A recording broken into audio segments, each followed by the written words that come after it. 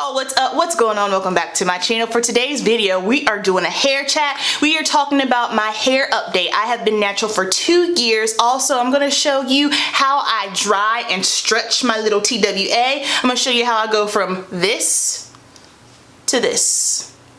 Let's get into it. Alright, so what time is it? 2:30. I have been out of the shower since 10:30, so my hair is going to be pretty much already dried up under here, but I want to talk about the products that I used before we get started. So it's Thursday, and on Thursdays I co-wash my hair, so I use my OUIDAD Curl Immersion co-washing conditioner. That's it. That's all. So everything is already nice and clean under here, and if you're not using the microfiber towel for your hair, you need to, because this is going to help prevent with frizziness, because regular towels rub up against a hair shaft and it can make the hair dry and make your hair frizzy.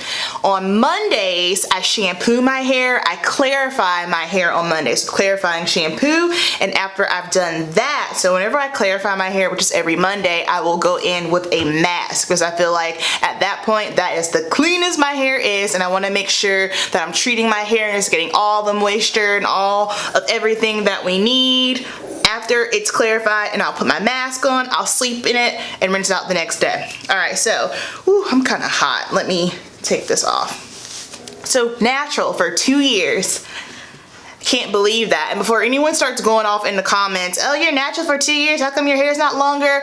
I like my hair short. Okay. I prefer to wear my hair short. That's just me. I have never desired to have just long flowing hair. It's not my thing, but if you like that, that's cool. But just for me, I don't like that. However, I haven't had a haircut and it's been killing me. I have not had a haircut in 4 months, since June. That's the last time I got my haircut because of wedding, and not because I want to have longer hair per se, but just simply because I had no idea what I wanted to do with my hair for the wedding. So just in case, I just decided to grow it out a little bit more. Then after the wedding, I might cut it. I don't know. We'll see. So this is what my hair is looking like, and it is ironic because I feel like the longer my hair gets, the shorter it looks. So something I learned about my hair. Okay, so I'm just gonna take a spray bottle here, and I got this. It's one of those continuous spray bottles. I'm not really sure how I feel about it. I know a lot of people love it. Me, I'm just kind of like, I don't know. I don't know. So I'm using this every morning, no matter what. Let me put this towel around my head. I always wet my hair first. So I do not wash my hair every morning, but I do wet it because water is the #1 property as far as moisturizing. My hair keeps getting caught on my watch. As far as moisturizing your hair goes. So I'm just gonna go ahead and wet it. And like I said, it's freshly clean. There's nothing on it. There's nothing mixed in this bottle either. Probably the #1 thing that I have learned just with my whole natural hair journey is you have got to listen to your hair. Your hair will tell you stuff, but if you're not listening to it, you're gonna have a hard time. I think so many times people focus on what other people's hair is doing and what it's looking like and lusting after that, and they try all these things that other people are doing, but they're not quite listening to their hair. Like, natural hair is made way too hard. I don't know why it's made that way, but it shouldn't be that hard. Like, wash day shouldn't be a big deal. Like, it's not a big deal for me. I get in the shower, I wash my hair, and I'm done. Like, it shouldn't be this big whole event where you have to like block out a whole certain part of your day just to do it. Like, nah, that's ridiculous. Ain't nobody doing all that. And that's the other thing too when it comes to natural hair. I think a lot of people have a hard time accepting their natural hair for some reason. They're like, oh, well, I'm not comfortable yet. I'm just kind of like, I can understand if you're going through a transition from not being natural to natural, but what you also have to understand is this is you. This is how your hair comes out of your head. And I kind of think, you know, until you can accept it, then you're gonna think other people don't. You know what I mean? I hear that, I've heard that a lot. Next up, I'm going in with my OUIDAD Botanical Boost. This is just like a curl booster spray, so I'm gonna spray this in. I just totally lost my train of thought. Dang, what was I gonna say? What was I going to say? Oh yeah, just being comfortable with it. I don't know. I have found that And a lot of people probably ain't gonna agree with what I say, but that's okay. We can agree to disagree. I see it a lot where people will say, oh, you know, they don't accept my natural hair and work or X, Y, and Z. And if I could be totally honest with you through my experience, I don't think that is the case. And I say that because I read a lot of things. Like, I read people's comments on social media, and you know, I'm in the beauty industry, I'm in the hair world, and all this talk about accepting, you know, black natural hair. And the gag is, I don't really think other races give two craps about our hair, if I want to be perfectly honest. Whenever I see someone, this is just from me, from my opinion, whenever I see someone bashing another person's natural hair, it's always either a black woman or a black man bashing someone's hair. Every time I've seen it. And the black community, you know, hair is a big deal, and we are so judgmental. And I'm just like, who cares if someone wants to wear their hair natural? Like, wearing your hair natural doesn't make you any more black, you know what I mean, than someone who prefers to wear weave, extensions, or a relaxer. And just because you might wear extensions or weaves or wigs, it don't mean that you don't love yourself either. It's interesting. Just the whole black hair thing is very, very interesting. And then also the good hair. Like, oh, you got good hair. And it's kind of like, so when people think of good hair, they correlate it with a looser pattern. I'm kind of like, why is that? It's just like we're trained yet again, have been trained and conditioned to think, oh, well, good hair is anything that's not tight and kinky and coily. There's nothing wrong with that. When all in reality is, I've seen some quote unquote good hair that ain't good hair. That hair is short up, okay? I have diverse clientele, so I see all different types of races, ages, hair types, and I'm like, not necessarily. Good hair ain't always good hair. Good hair is healthy hair, no matter if your hair is bone straight, no matter if your hair is really, really tight. If your hair is healthy hair, that is good hair. So this is a new product that I've really been into. This is Uncle Funky's Daughter Curl Magic Stimulator. When I got my hair cut in June, my stylist Latrice, she used this on me, and I have been obsessed with it ever since then. But for some reason, I just bought it a couple weeks ago. So I'm using this, and I think something that a lot of people do wrong, especially when they're doing their wash and goes, they don't take time and section off their hair and run their product through. A lot of people just want to put the product on their hands, go like this, and call it a day. And it's like, you haven't even like touched the bulk of your hair. So now I'm just going to go through my hair, and I'm going to just, you know, make decent sized sections, and we're going to work this product through. And these are the steps you take, you know, if you want to have a nice wash and go. Now, if you're not into wash and goes and that's not your thing, I get it, totally fine. There's nothing wrong with that, but I'm a wash and go girl, so this is how I prefer to wear my hair. And don't mind, you know, the product foaming up right now. It will not stay like that. But I will tell you this, it probably takes me in the morning to do what I'm doing now, 10 minutes max. But I have noticed since my hair is getting longer, it has, you know, it takes a little bit longer to get through sometimes, but it's not anything where it's taking up my whole morning. Like, no, I refuse. Like, if I get to the point where I feel like it's taking me 30 minutes to do my hair in the morning, then I'll probably cut my hair, because I don't have time for that. I'm a hairstylist. I don't want to be fooling around with my hair all morning long and then having to go into work and fool around with other people's hair all day. So this is what works for me. I'm keeping it simple. Oh yeah, hair typing. I really wish people would stop hair typing. I talked about this, I can't remember what my last hair video was, but whatever. Oh, how to embrace, yeah, your natural hair. We've got to stop hair typing, because hair typing doesn't do anything but confuse people. It doesn't mean a thing, especially in regards to hair products. So if you guys are interested in that video, check it out. I'll make sure to link it above. Then also, so this will be day 1. On day 2, I won't have to put so much product in. It's just because my hair is fresh and there's nothing on it. I don't use leave-in conditioners, creams, and mousses. I don't use any of that, just simply because it doesn't work on my hair. It makes my hair feel very dry and always ends up kind of frizzy, so that's why I don't use those things. Take a brush, lay down my edges because they're not baby hair, because I ain't nobody's baby. Now, like, sometimes I don't do this. Sometimes I just let it do whatever it wants, and then sometimes I will smooth it out real quick. And again, I don't have time to be taking a toothbrush and making all the perfect swirls. I don't have time for that. I'm a huge fan of just letting my hair do whatever my hair wants to do. Ooh, another question I get all the time, people about my hair color, and it's like, oh, how do you have natural hair and your hair is bleached but it's still curly? You need to make sure that you are going to a professional. Obviously, I get my hair done at work, at the salon that I work at. And you just need to make sure that your stylist knows what they're doing. I mean, I feel like I'm a hair colorist. That's the majority of what I do anyway. So I'm very well versed on hair coloring, especially when it comes to curly hair types.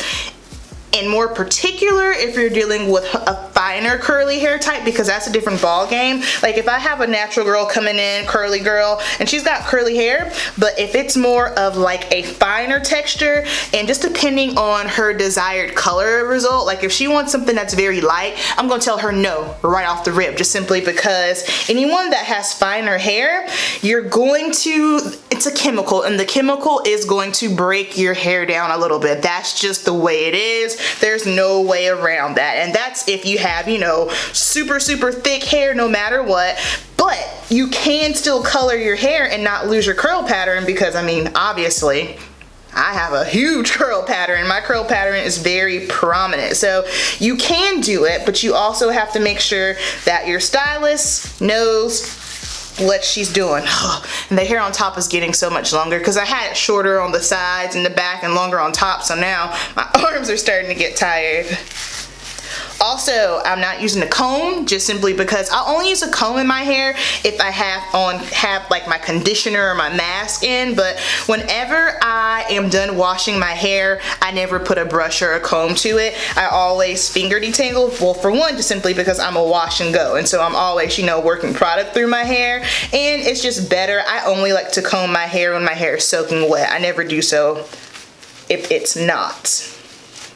The question I get all the time out from people, it's like, oh, how'd you get your hair curly like that? And I'm like, what you mean curly like that?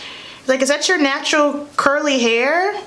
Yeah. So your hair grows out of your head like that? Yeah. So what do? I wash it and I put product in it. So do you have to like twist it or anything? No, black people got curly hair too. Which is like, I don't understand why that is such a hard concept to grasp, because and I'm sure there are some out there. I don't know any black person that has naturally straight hair. So I don't know if people assume, oh, you're black, so your hair's gotta be, I don't know what they assume. I don't know, but black people have textured hair, so I don't understand why that's such a hard concept to grasp. Or someone's even said that to me before, like, oh, and I don't use this word ever because I just don't play those games, but they're like, oh, you have good hair, I have in hair. And I'm like, what? You have been conditioned? Someone in your life told you that you had in hair? Now if you're like, come on, like why are we devaluing ourselves like that? I'm like, nah, man. No. My hair can't do what your hair does. You must be mixed. What? She's like, I'm just as black as you. Like, what do you mean? Just the comments. That's probably the wildest thing about my hair journey. The comments that I get are insane. Alright, so I have worked the product all the way through my hair, and so now what I do is, after I've worked the product through, I will go get dressed and do my makeup, because I like to let my hair sit for a little bit. I will never start stretching it or drying it when it's just freshly got the product in it. I like to let it set, probably set for, I don't know, probably about 30-40 minutes, just enough time for me to drink my coffee, get on the computer for a little bit, do my makeup, get dressed. After it's set, then at the very end, I will dry it. So I'm gonna let it set, throw some makeup on this face real quick, and then we'll come back for the drying portion. Okay, I'm back. Makeup is on, hair is set. I ended up doing a bunch of things, so now it's like a whole hour later, but anywho, this is what my hair looks like when it's set. I haven't touched it, I haven't put my hands in it, I haven't done any separating, so now we're just gonna go ahead, I'm gonna grab my hair dryer. So the dryer that I'm using is just a Hot Tools dryer, it's one of the travel ones, but I like it because it has the regular nozzle concentrator, and then I have a diffuser on the other side of it. So what I do first is, let me pop my diffuser on, and before we get into this, I know some people are gonna say, oh, I don't wanna get heat damage. Like, I get so annoyed just about that whole heat damage conversation. What we're doing, we are drying and stretching. This is not going to give you any heat damage because we're going to be focusing mainly on the roots because that's the area that we want to stretch. We're not taking a brush and a nozzle and blowing our hair out all the way through. We're not taking a round brush. We're not using a flatter. We're not doing any of that. We are focusing all of our heat on the roots, not the ends. Also, I'm leaving this on a low speed. I never pump it to high, always keep it on low. So let me go ahead and plug this in. Okay, so first what I'm gonna do is I'm gonna turn it on, and I'm just gonna lift my hair a little bit, and I'm gonna stick the dryer in my hair and kind of shake it around. This is just to furthermore dry it up a little bit.